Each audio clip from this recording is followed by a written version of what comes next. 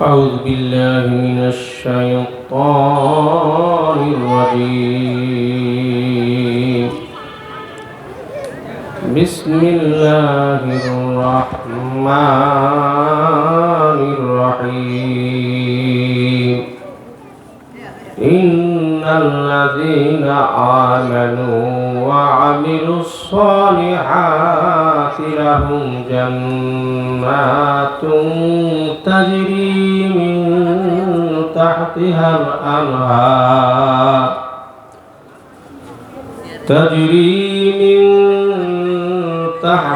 الأنهار ذلك الفوز الكبير.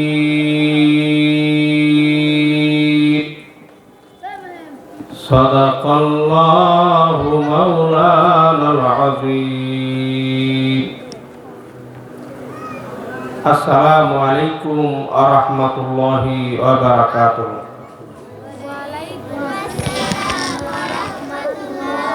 In the name of Allah, the Beneficent, the Merciful, all praise belongs to Allah.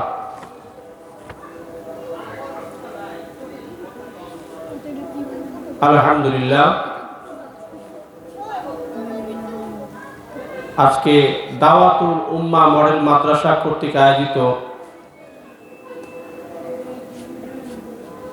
ওয়াজ মাহফিলের সম্মানিত সভাপতি, সম্মানিত প্রধান বক্তা হযরত হাফেজ কারি আব্দুল সালাম সাহেব, বিশেষ বক্তাগণ, আমার সামনে কচিকাঁচা মাদ্রাসার তালিবুল ইলম শিক্ষার্থীরা, অত্র অঞ্চলের মুরব্বি একরাম, পর্দার অন্তরালের মা ও বোনেরা, মঞ্চ উপবিষ্ট ওলামা একরাম, সকলকে একসাথে একটু সালাম বিনিময় করি। আসসালামু আলাইকুম ওয়া রাহমাতুল্লাহি ওয়া বারাকাতুহু।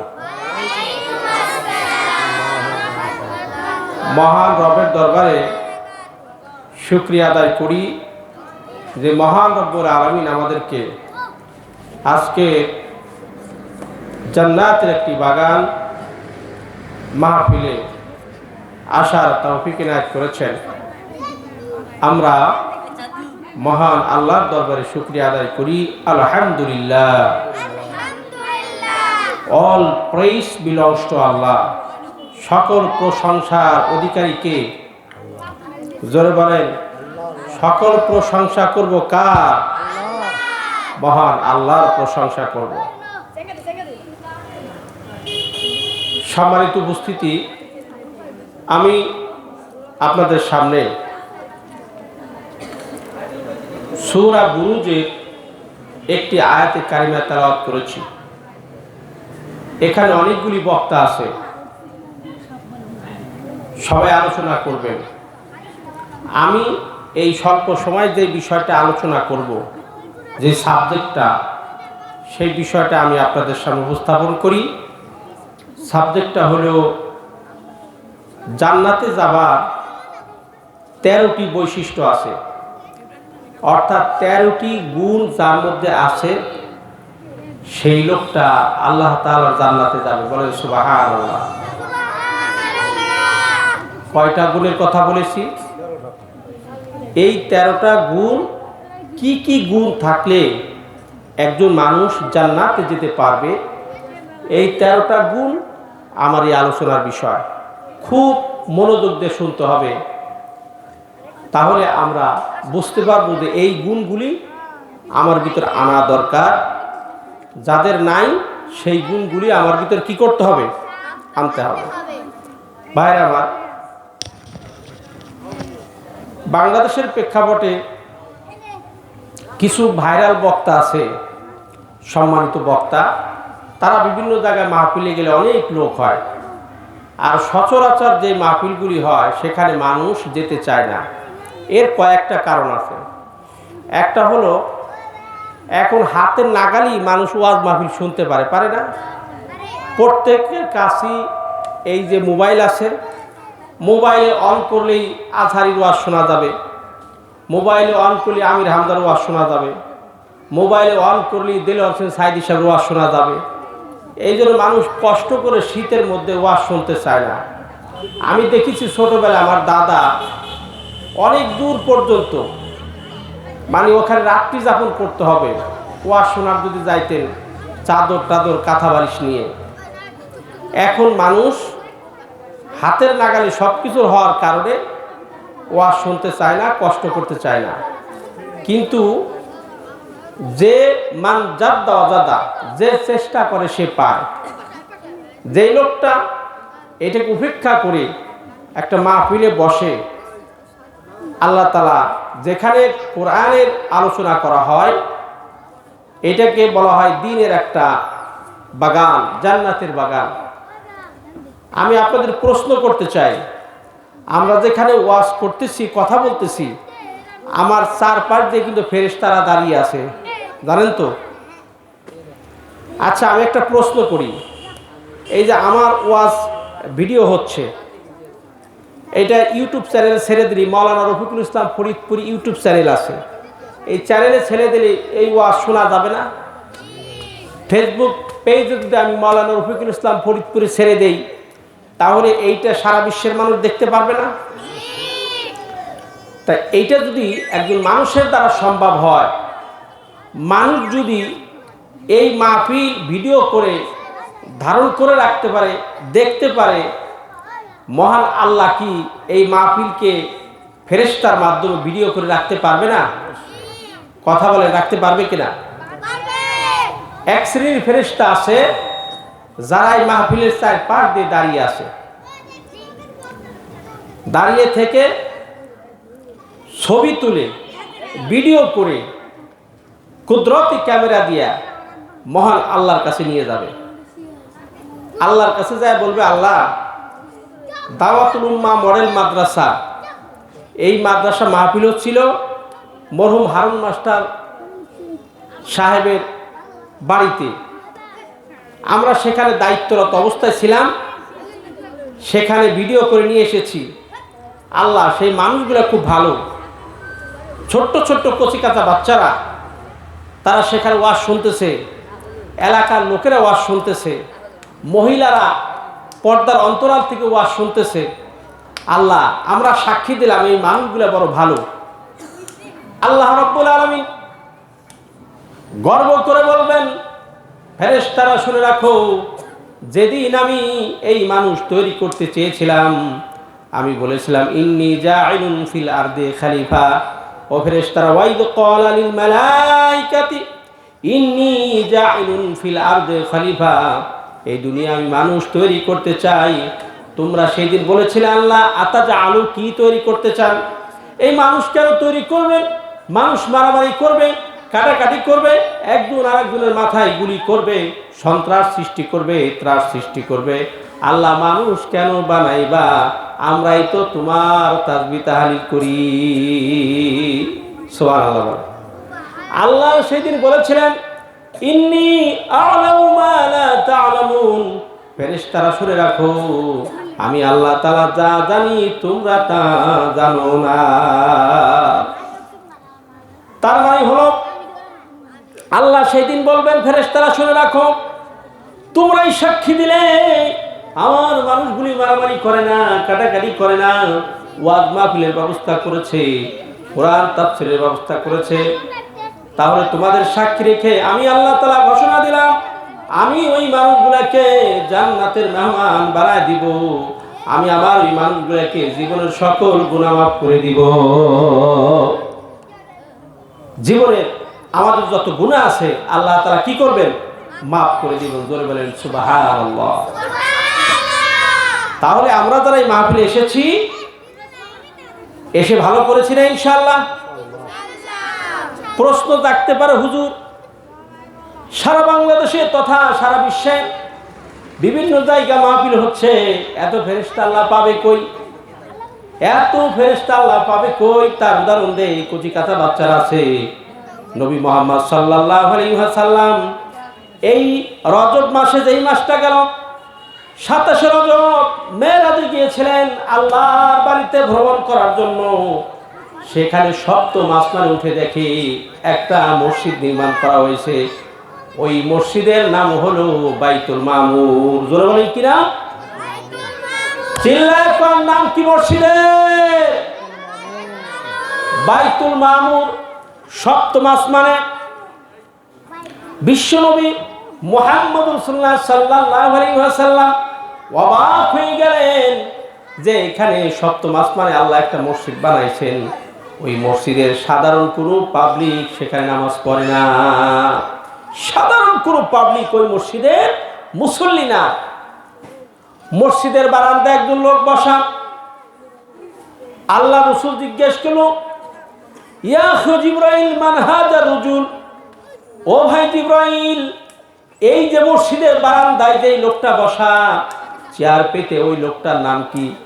জিবরাইল আলাইহিস সালাতু ওয়াসসালাম বললেন, ইয়া রাসূলুল্লাহ, ওই লোকটার নাম হচ্ছে মিল্লাতা আবিকুম ইব্রাহিম। সুবহানাল্লাহ বলেন।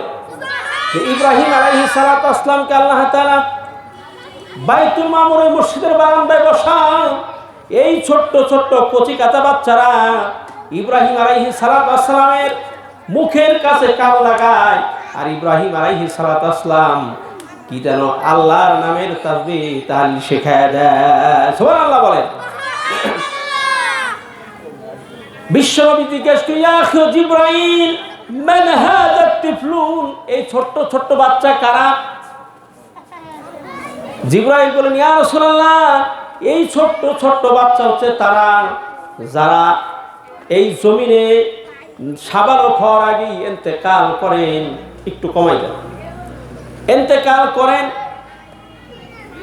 জমিনে বড় হওয়ার আগে 6 মাস, 1 বছর, 2 বছর, 5 বছর, এই ছোট্ট অবস্থায় যারা মারা যায়, মহান আল্লাহ রাব্বুল আলামিন তাদেরকে ইব্রাহিম আলাইহিস সালাতু ওয়াসসালামের কাছে রেখে দিয়েছেন। বলেন সুবহানাল্লাহ। এই ছোট্ট বাচ্চারা কিয়ামতের ময়দানে আল্লাহ তাআলার কাছে বলবে, আল্লাহর কাছে বলবে, আল্লাহ,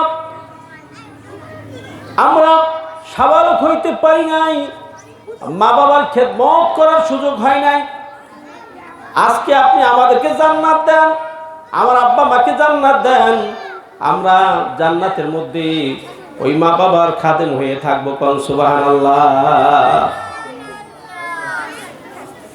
আর হলো যেই মসজিদটা দেখলেন, ওই মসজিদে নামাজ পড়ে সকল মুসল্লি ফেরেশতা। জিবরাইল আলাইহিস সালাতু ওয়াসসালাম বলেন, ইয়া রাসূলুল্লাহ, অবাক করার বিষয় হলো এই মসজিদে যেই সমস্ত ফেরেশতারা নামাজ পড়ে, এক ওয়াক্ত নামাজ পড়ার পরে আবার আরেক ওয়াক্ত নামাজ পড়ার জন্য ফেরেশতারা সারিবদ্ধভাবে দাঁড়িয়ে থাকে। আবার কখন আরেক ওয়াক্ত নামাজ এই বাইতুল মামুর মসজিদে পড়তে পারবে। জিবরাইল আলাইহিস সালাতু ওয়াসসালাম বলেন, ইয়া রাসূলুল্লাহ, ফেরেশতাদের সংখ্যা তো বেশি যে কিয়ামতের আগ পর্যন্ত আরেক ওয়াক্ত নামাজ পড়ার সুযোগ পাবে না। সুবহানাল্লাহ বলেন। তাহলে ভাইরা, প্রশ্ন হলো, দেখুন তো ফেরেশতার সংখ্যা কত বেশি। এই ফেরেশতারা ডিউটি করতেছে, তারা আমাদের এই ছবি তুলে এই ওয়াজ মাহফিলের এইগুলি কুদরতি ক্যামেরা দিয়ে আল্লাহর কাছে নিয়ে যাবে, বলবে, আল্লাহ, হারুন মাস্টারের বাড়িতে এই দাওয়াতুল উম্মাহ মডেল মাদ্রাসা কর্তৃক আয়োজিত মাহফিলে আমরা ছিলাম, সেখানে কচি কাঁচা বাচ্চারা ছিল, মুরব্বীরা ছিল, পর্দার অন্তরালের মা বোনেরা ছিল, তারা সেখানে কোনো মারামারি করে নাই, ধরাধরি করে নাই, তারা খুব ভালো মানুষ। আল্লাহ রাব্বুল আলামিন বলবেন, ফেরেশতারা শুনো, কিয়ামতের ময়দানে আমার ওই বান্দাগুলি, আমার ওই বান্দিগুলি যেদিন জাহান্নামের আসামি হয়ে যাবে, তোমরা সেদিন এই ভিডিওগুলি আমার সামনে উপস্থাপন করিও।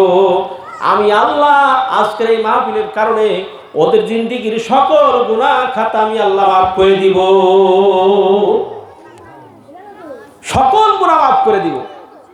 কারণ আমরা যে আমল করি, এই আমল দিয়া গ্যারান্টি দিয়া আল্লাহর সামনে মাফ পাওয়ার সুযোগ নাই। কোনো না কোনো ওসিলায় আল্লাহ তাআলা আমাদেরকে মাফ করে দিবেন। এই যে ছোট্ট বাচ্চারা মাদ্রাসায় পড়ে, এদের দাম কত বেশি। বুখারী শরীফের হাদিস, যখন কোনো বাচ্চা মাদ্রাসায় পড়ে, ইলম শিক্ষা করে, জ্ঞান শিখে, কোরআন শিখে, হাদিস শিখে, রাসূল বলেন গর্তের পিপিলিকা সমুদ্রের মাছ ওই বাচ্চার জন্য দোয়া করতে থাকে। গর্তের পিপিলিকা সমুদ্রের মাছ দোয়া করে।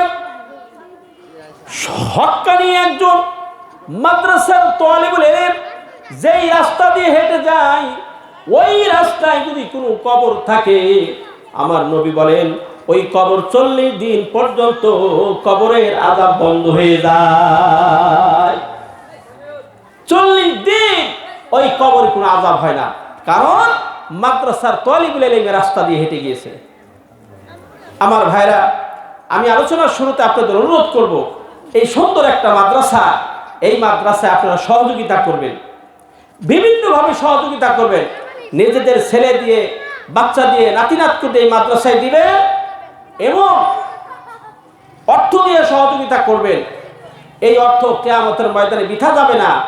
আপনার এই সাদকায়ে জারিয়া হিসেবে আল্লাহ তাআলা আপনাকে কবরে মাফ করে দিবেন, আপনাকে জান্নাত দান করবেন। আর এই ছোট্ট ছোট্ট বাচ্চারা লাভটা কি, আমি একটা ওয়াকিয়া বলে আলোচনা শুরু করবো ইনশাআল্লাহ। একটা লোক, তার একটা বাচ্চা ছিল, স্ত্রীর গর্ভবতী ছিলেন। লোকটা একটা ওয়াকিয়া, মারা যাওয়ার উপক্রম। সেই মুরব্বী বলেছেন, স্ত্রী আমার, তোমার গর্ভে যদি ছেলে সন্তান হয় তারে তুমি মাদ্রাসায় পড়ায়ো, আর যদি মেয়ে সন্তান হয় তাকে পর্দার সাথে রেখে তাকে বিবাহ শাদী দিও। ওই লোকটা কিছুদিন পর মারা গেছে। আমার কথা কি বোঝা যায় ভাইরা? আমার কথা কি পরিষ্কার স্পষ্ট? এখন মারা যাবার পরে স্ত্রী স্বামীর ওসিয়ত পূরণ করার জন্য বাচ্চাটাকে মাদ্রাসায় ভর্তি করেছেন। ছোট্ট বাচ্চা মাদ্রাসায় হুজুরের সাথে তাল মিলিয়ে পড়তেছে, আউযু বিল্লাহি মিনাশ শাইতানির রাজিম, বিসমিল্লাহির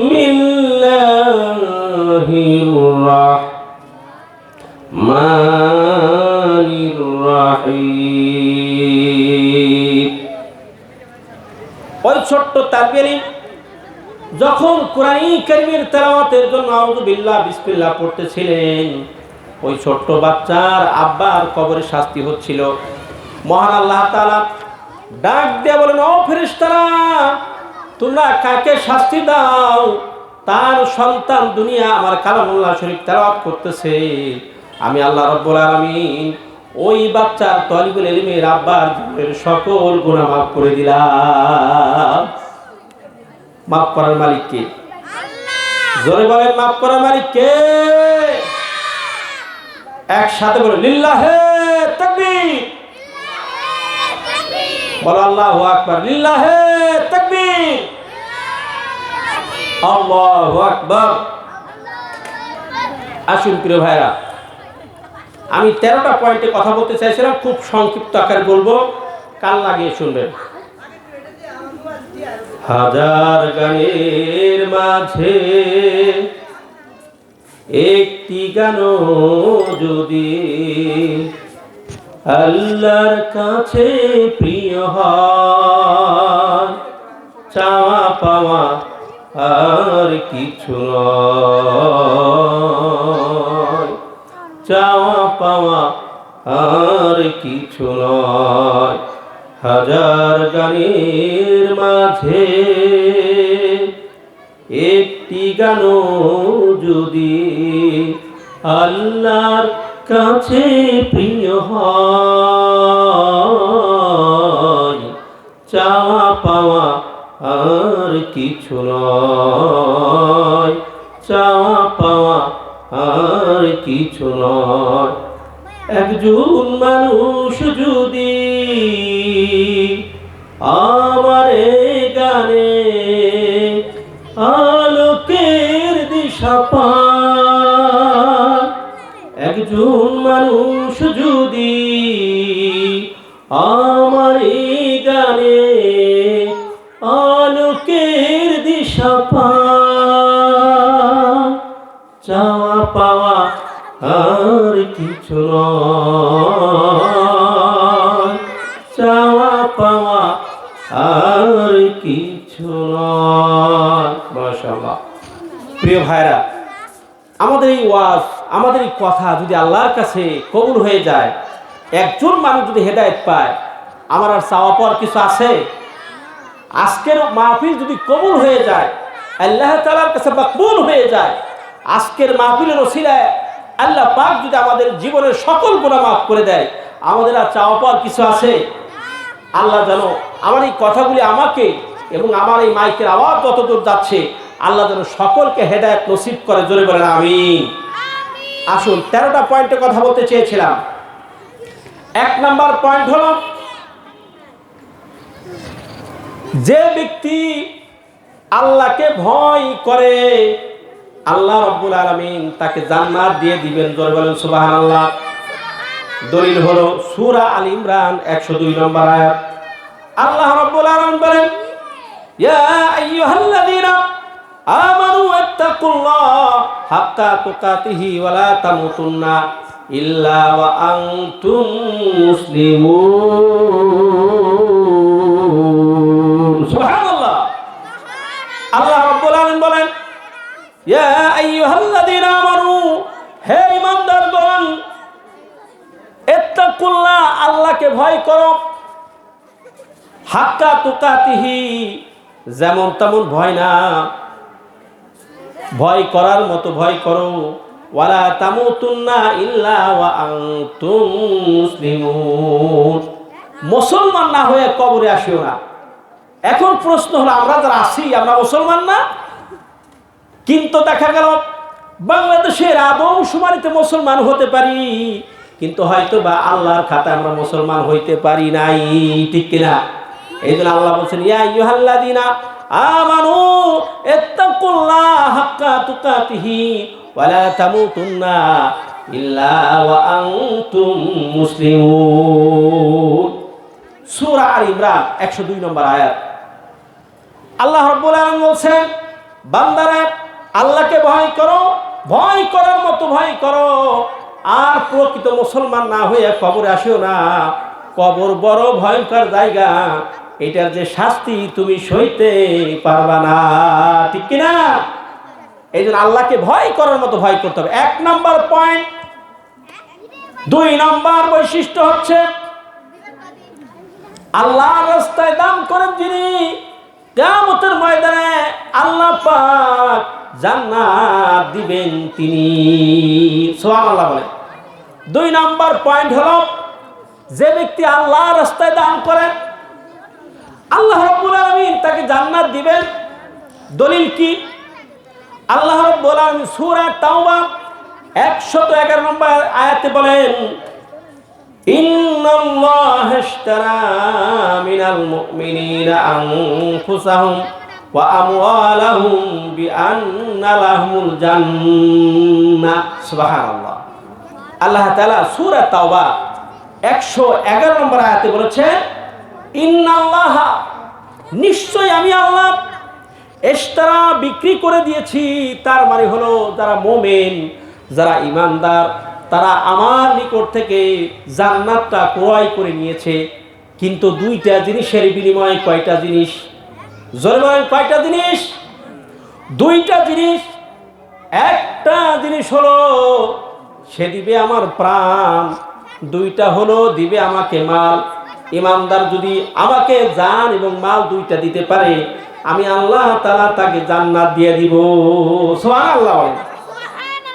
আল্লাহ রাব্বুল আলামিন বলেন, যেই লোকটা ঈমানদার, সেই লোকটা আমার কাছ থেকে তার জান এবং মালের বিনিময়ে আমার কাছ থেকে জান্নাত কিনে নিয়েছে। যদি জান দেয় এবং মাল দেয়, আমি আল্লাহ তাআলা তাকে জান্নাতুল ফেরদাউস নসিব করে দিব। এই জান্নাতকে পাওয়ার জন্য আমরা রাজি আছি? ইনশাআল্লাহ রাজি আছি না? হাত উঁচা করেন সবাই, কে কে রাজি আছি ইনশাআল্লাহ? লিল্লাহে তাকবীর। এই জান এবং মাল কোথায় দিবেন? এই যে মাদ্রাসা তৈরি হয়েছে, আপনার সম্পদ যদি এই মাদ্রাসায় দিতে পারেন, মহান আল্লাহ পাক আপনাকে জান্নাত দিয়ে দিবে। 3 নম্বর পয়েন্ট হলো, আল্লাহ রাস্তায় জিহাদ করে যারা, কিয়ামতের ময়দানে আল্লাহর কাছে জান্নাত পাবে তারা। পয়েন্ট 3 হলো, আল্লাহ রাস্তায় জিহাদ করে যারা কিয়ামতের ময়দানে জান্নাত পাবে তারা। জিহাদ কি? আল্লাহর রাস্তায় দ্বীন প্রতিষ্ঠার জন্য সংগ্রাম করা, চেষ্টা মুজাহাদা করা। এই পয়েন্টে যারা কাজ করবে, আল্লাহ কিয়ামতের ময়দানে তাদেরকে জান্নাত দিয়ে দিবে। সুবহানাল্লাহ বলে। দলিল কি? সূরা তাওবা 41 নম্বর আয়াতে আল্লাহ বলেন, ওয়াজাহিদু বিআমওয়ালিকুম ওয়া আনফুসিকুম। যেই লোকটা জান এবং মাল দিয়ে আল্লাহর রাস্তায় জিহাদ করে, ফি সাবিলিল্লাহ, আল্লাহর রাস্তায়, যালিকুম খায়রুল লাকুম ইন কুনতুম তা'লামুন।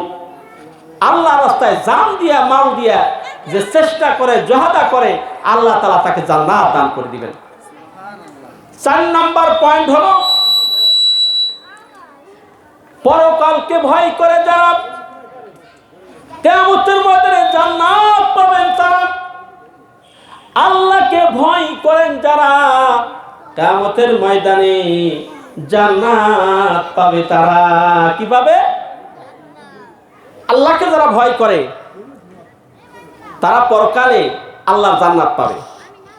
দলিল কি? সূরা জিলজাল আয়াত নম্বর 7 থেকে 8 আল্লাহ রাব্বুল আলামিন বলেন, ফামান ইয়ামাল মিসকালা যাররাতিন খায়রান ইয়ারা ওয়া মান ইয়ামাল মিসকালা যাররাতিন শাররান ইয়ারা। সুবহানাল্লাহ বলেন। কিয়ামতের ময়দানে পরকালকে যারা ভয় করবে, পরকালকে ভয় করে যারা, কিয়ামতের ময়দানে জান্নাত পাবে তারা। দলিল কার? জোরে বলেন, কার দলিল দিলাম? সূরা জিলজাল আয়াত নম্বর 7 থেকে 8। এরপরে 5 নম্বর পয়েন্ট,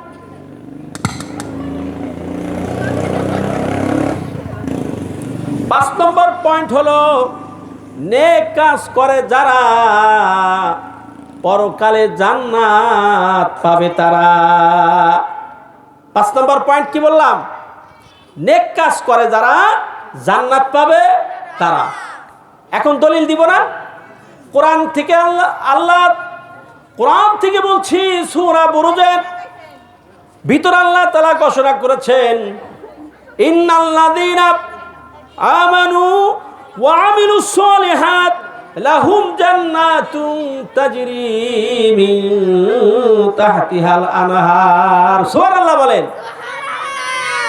এই কথাগুলি কি আমার? জোরে বলেন, কার কথা? আল্লাহর কথা।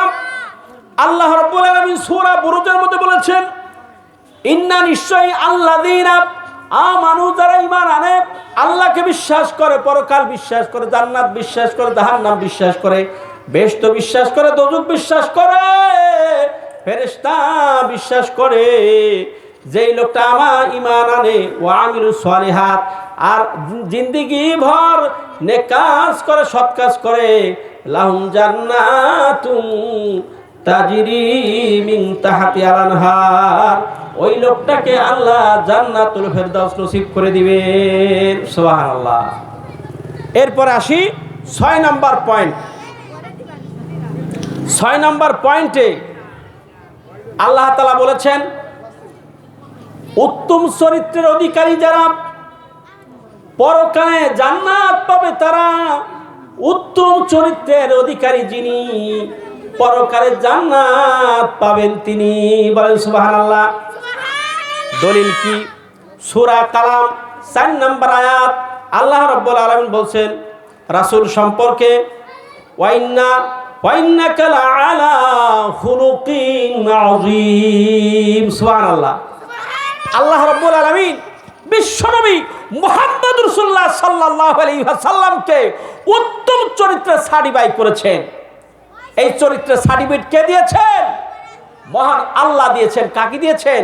বিশ্বনবী মুহাম্মদ রাসূলুল্লাহ সাল্লাল্লাহু আলাইহি ওয়াসাল্লামকে আল্লাহ তাআলা সার্টিফিকেট দিয়েছেন যে হে রাসূল, ইন্নাকা, নিশ্চয়ই আপনি, লাআলা খুলুকিন আযীম, সর্বশ্রেষ্ঠ চরিত্রের অধিকারী। বলেন সুবহানাল্লাহ।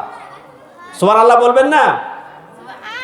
তাহলে বিশ্বনবী মুহাম্মদ রাসূলুল্লাহ সাল্লাল্লাহু আলাইহি ওয়াসাল্লামের চরিত্র উত্তম, এই সার্টিফিকেট ভাইরা কে দিয়েছেন? মহান আল্লাহ দিয়েছেন যে সর্বশ্রেষ্ঠের চরিত্রের অধিকারী হচ্ছে মহান আল্লাহ। আমার দেশের কিছু কুলাঙ্গার আছে কিনা? তারা কি বলে? বিশ্বনবী রঙ্গিলা রাসূল বলে, তারা নবীকে তারা রঙ্গিলা রাসূল বলে, নবীকে বিভিন্ন রকম বর্ণনা করে।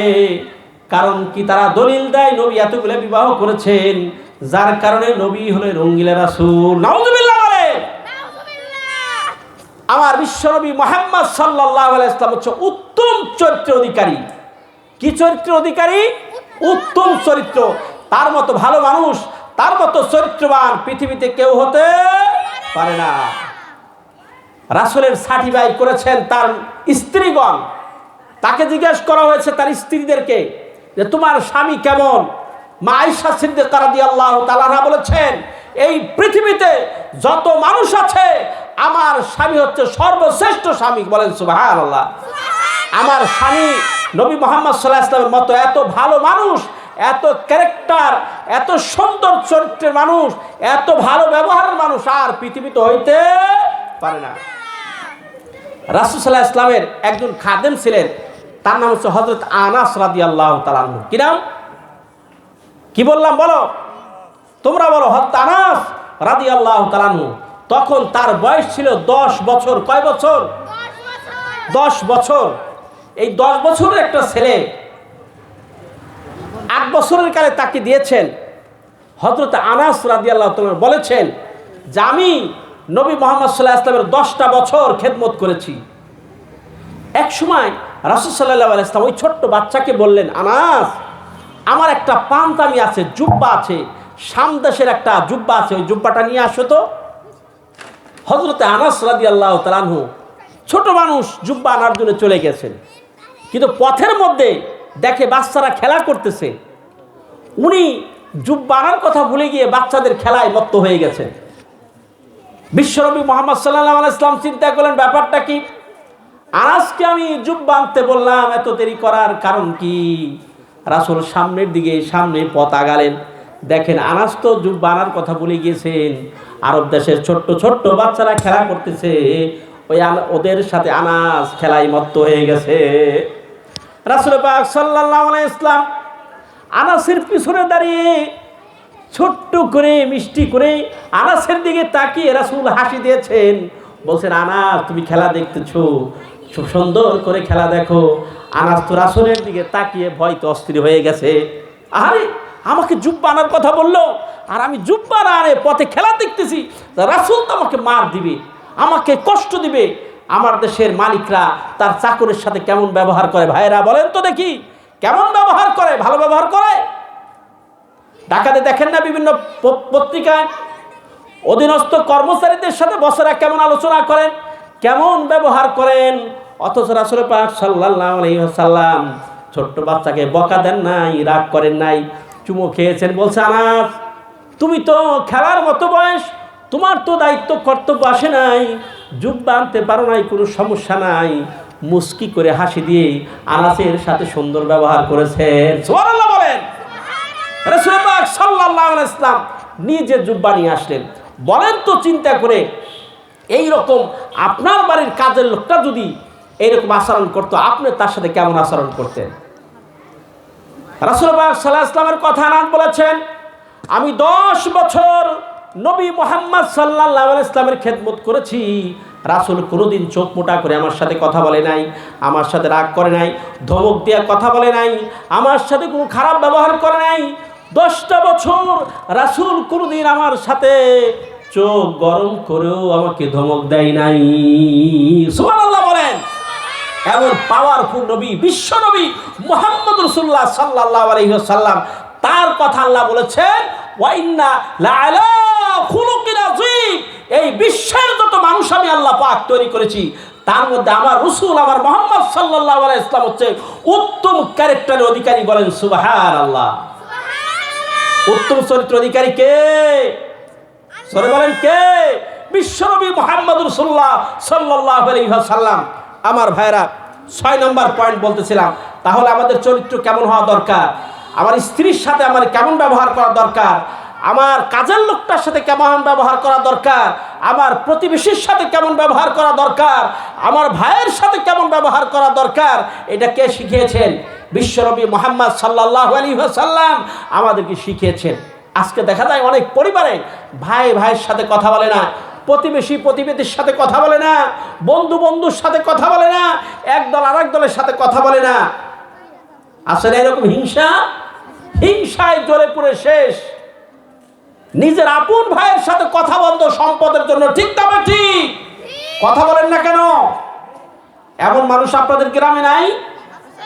অনেক লোক আছে, আপন বড় ভাই, আপন বোনদের ভাই বিবাহ করার পরে সামান্য সম্পদ নিয়ে গ্যাঞ্জাম, ভাইয়ের সাথে ভাই অনেক দিন কথা বলে না, ঠিক না বেঠি? বিশ্বনবী শিখিয়েছেন, তুমি যদি কোনো ভাইয়ের সাথে তোমার যদি গ্যাঞ্জাম ফ্যাসাদ হয়, সর্বপ্রথম তুমিও মুসলমানকে সালাম দাও, আসসালামু আলাইকুম ওয়া রাহমাতুল্লাহ, সালাম দাও। রাসূল বলেছেন, জান্নাতি মানুষ দেখতে চাও, যে সর্বপ্রথম মানুষকে সালাম দেয় ওই লোকটা জান্নাতবাসী হয়ে যায়। বলেন সুবহানাল্লাহ। তাহলে আমরা কি করব? সর্বপ্রথম মানুষকে সালাম দিব। অনেক লোক আছে সমাজ একটু প্রভাবশালী, একটু মাতুব্বার টাইপের, একটু ক্ষমতাওয়ালা, সে লোকদেরকে সালাম দেয় না, সালাম নেওয়ার জন্য ব্যস্ত থাকে, ঠিক না বেঠি? আমি কি বানিয়ে বললাম কথা? তারা সালাম নেওয়ার জন্য ব্যস্ত, নিজেরা সালাম দেয় না। অত বিশ্বনবী মুহাম্মদ সাল্লাল্লাহু আলাইহি ওয়াসাল্লাম ছোট্ট বাচ্চাদেরকে সালাম দিয়েছেন। ওয়ান আনাস রাদিয়াল্লাহু তাআলা আনহু থেকে বর্ণিত, আন্না রাসূলুল্লাহ সাল্লাল্লাহু আলাইহি ওয়াসাল্লাম মাররা আলাল গালমান ফাসাল্লামা আলাইহি, মুত্তাফাকুন আলাইহি। বুখারী মুসলিম শরীফের হাদিস। হযরত আনাস রাদিয়াল্লাহু তাআলা আনহু বর্ণিত, নবী করিম সাল্লাল্লাহু আলাইহি ওয়াসাল্লাম ছোট্ট ছোট্ট বাচ্চাদের কাছ দিয়ে অতিক্রম করতেছিলেন, রাসূল ছোট্ট বাচ্চাদেরকে সালাম দিলেন। সুবহানাল্লাহ বলেন। আপনি শিক্ষার উদ্দেশ্যে ছোট্ট বাচ্চাদেরকে সালাম শিখান। হাট্টিমা টিম টিম, ঘোড়া মাঠে পড়ে ডিম, তাদের খাড়া দুটি শিং, এই শিক্ষা না দিয়ে আপনি নাতিকে আপনি সালাম শিখান। এখন অনেক জায়গায় কিন্তু এটা হয়েছে, ছোট্ট ছোট্ট বাচ্চাদেরকে সালাম শেখায়। আমি সেদিনকে একটা জায়গায় গিয়েছিলাম, ছোট্ট একটা বাচ্চা, ওই বাপ বলছে হুজুরকে সালাম দাও। ছোট 1.5 বছর হবে না, হয়তো 1 বছর, এই ছোট্ট একটা বাচ্চা এইরকম হাত উঁচা করে আমাকে বলছে আসসালাম, মানে ওর ভাষা, মানে ওর নিজস্ব ভাষায় সে আমাকে সালাম দিল। আমি ওয়ালাইকুম আসসালাম ওয়া রাহমাতুল্লাহ বললাম। তাহলে আপনি বাচ্চাকে যেই প্র্যাকটিস করাবেন সে কিন্তু ওইটাই শিখবে, ঠিক না ঠিক? রাসূল আমার বলেছেন, তোমরা বাচ্চাদেরকে সালাম দাও, শিক্ষার উদ্দেশ্যে দাও, বাচ্চারা তোমাকে ফিডব্যাক দিবে। নাতিকে কোলে করে সালাম শিখান, বাচ্চাকে কোলে করে সালাম শিখান, ও মানুষকে বলবে আসসালামু আলাইকুম ওয়া রাহমাতুল্লাহ। আর যদি আপনাকে অন্য কিছু শিখান ওইটাই শিখবে, ঠিক কিনা? আসুন ভাইরা, এরপরে 7 নম্বর পয়েন্ট আমি বলতেছি, কিয়ামতের ময়দানে অবিচ্ছেদ্য অংশ হতে সাবধান হতে বলেছেন। যারা অবিচ্ছেদ্য অংশ থেকে সাবধান থাকতে পারবে, আল্লাহ রাব্বুল আলামিন পরকালে তাদেরকে জান্নাত দিয়ে দিবে। সুবহানাল্লাহ বলেন। অবিচ্ছেদ্য অংশ কি? কিয়ামতের ময়দানে আল্লাহ তাআলা আপনার জবানকে বন্ধ করে দিবেন, জবান বন্ধ করে দিবেন, আপনার হাত সাক্ষী দিবে, পা সাক্ষী দিবে, সকল অঙ্গ প্রত্যঙ্গ সাক্ষী দিবে। বলবে রব্বুল আলামিন, আমি হাত দিয়ে অন্যায় কাজ করতে চাই নাই, এই লোকটা বাধ্য করে আমাকে অন্যায় কাজ করেছে, টেবিলে নিয়ে ঘুষ দিয়েছে, ঘুষ। এই যে রমজান মাস সামনে আসতেছে, অনেক অফিসার দেখবেন সে নামাজ পড়ে, মসজিদ থেকে নামাজ পড়ে সে দাড়ি হাতাবে আর বলবে বুঝেন তো রমজান মাস তো ভাই, হাত দিতে পারবো না, ডয়ারে রেখে দেন, ঠিক না ঠিক? এইরকম অনেক অফিসার আছে না, ঘুষখোর অফিসার। রমজান কেউ ভয় পায়, আবার ঘুষও তার নেওয়া দরকার হয়, ঠিক কিনা? দেখবেন সে ডয়ার খুলে দিবে যে ভাই হাতটা দিতে পারবো না, বুঝেন তো, রোজা রমজানের মাস, নামাজটা কেবল পড়ে আসলাম, আপনি ডয়ারে রাখেন। আচ্ছা, আমরা আজান পর্যন্ত অপেক্ষা করি ইনশাআল্লাহ।